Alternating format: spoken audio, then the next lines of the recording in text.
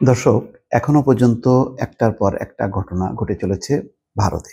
হঠাৎ কি হলো যে সাম্প্রদায়িক ইস্যুর একটা ধোঁয়া তুলে তারা সেই ধরনের ঘটনা ঘটাচ্ছে। আমি কয়েকটা শিরোনাম পড়লেই বুঝতে পারবেন যে কি সেই পরিস্থিতি। শিরোনামটা হলো এমন: পশ্চিমবঙ্গে বাংলাদেশের পতাকা অবমাননা, গ্রেপ্তার ৩। তার মানে চিন্তা করেন, বাংলাদেশের পতাকা অবমাননা করা হচ্ছে। হাসপাতাল হোটেলের পর এবার কলকাতায় বাংলাদেশি শিল্পী বর্জন, রেজওয়ানা চৌধুরী বন্যা, তার অনুষ্ঠান বয়কট করার সিদ্ধান্ত নিয়েছে তারা। অন্যদিকে ত্রিপুরার একটি ভিন্ন পরিস্থিতি, যে বাংলাদেশি নিষিদ্ধের সিদ্ধান্ত থেকে সরল ত্রিপুরা। মানে হোটেল রেস্তোরাঁয় বাংলাদেশিদেরকে থাকতে দেবে না, খাইতে দেবে না, সেই সিদ্ধান্ত থেকে সরে গেছে। আরেকটা গুরুত্বপূর্ণ বিষয় হলো, বিদ্যমান পরিস্থিতিতে ত্রিপুরা ও কলকাতা থেকে ২৪ ঘন্টার নোটিশে ফিরিয়ে আনা হলো ওই দুটি মিশনের দায়িত্বরত কূটনীতিককে। দর্শক, আমার মনে হয় যে এটি খুবই গুরুত্বপূর্ণ।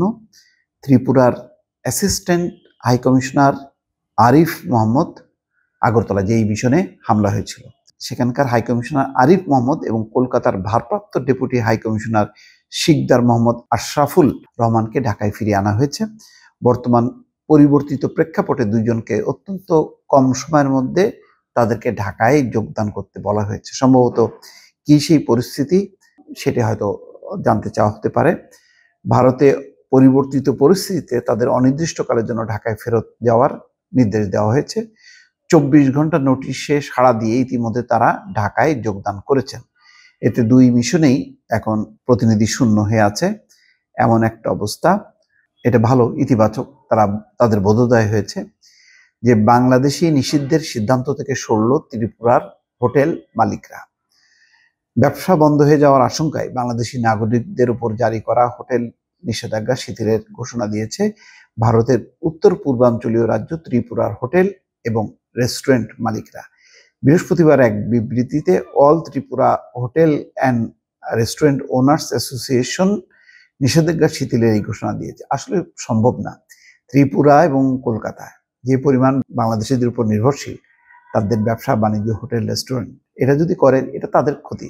বাংলাদেশ ক্ষতি হবে, কিন্তু সেই মাত্রাটা অনেক কম, কিন্তু তাদের ক্ষতির মাত্রাটা অনেক বেশি। তারা যেটা বলেছে যে তারা হুমকির মুখে এটি সিদ্ধান্ত নিয়েছিল। বলা হচ্ছে যে এইটা তারা হিন্দুত্ববাদী যেই বিভিন্ন সংগঠন, তাদের হুমকির মুখে তারা এই সিদ্ধান্ত নিয়েছিল। এখন তারা সেই সিদ্ধান্ত থেকে সরে আসলো। ভালো। আরেকটি ঘটনা খুবই উল্লেখযোগ্য, খুবই দুঃখজনক, যে হাসপাতাল হোটেলের পর এবার কলকাতায় বাংলাদেশি সঙ্গীত শিল্পীকে বয়কটের ডাক। কি সেটা? এবার কলকাতার মাটিতে বাংলাদেশি রবীন্দ্র সঙ্গীত শিল্পী রেজওয়ানা চৌধুরী বন্যার অনুষ্ঠান বয়কটের ডাক দেওয়া হয়েছে। আগামী ২৮শে ডিসেম্বর কলকাতা সংলগ্ন মধ্যগ্রামের সুভাষ ময়দানে শুরু হবে ১৯তম পরিবেশ সচেতনতার মেলা। উদ্বোধনী সন্ধ্যায় শিল্পীর তালিকায় রয়েছেন বাংলাদেশের বিখ্যাত রবীন্দ্রসঙ্গীত শিল্পী রেজওয়ানা চৌধুরী বন্যা। তার অনুরাগী শুধু বাংলাদেশে নয়, পশ্চিমবঙ্গ তো বটে, গোটা বিশ্বে ছড়িয়ে আছে। কিন্তু এখন হিন্দুত্ববাদীদের যেই হুমকি ধামকির মুখে তাকে বয়কটের ঘোষণা দিয়েছে অনেকগুলো সংগঠন। ফলে রেজওয়ানা চৌধুরী বন্যা যাবেন কিনা শেষ পর্যন্ত, যদি এই বয়কটের সিদ্ধান্ত থাকে, তাহলে বলা মুশকিল।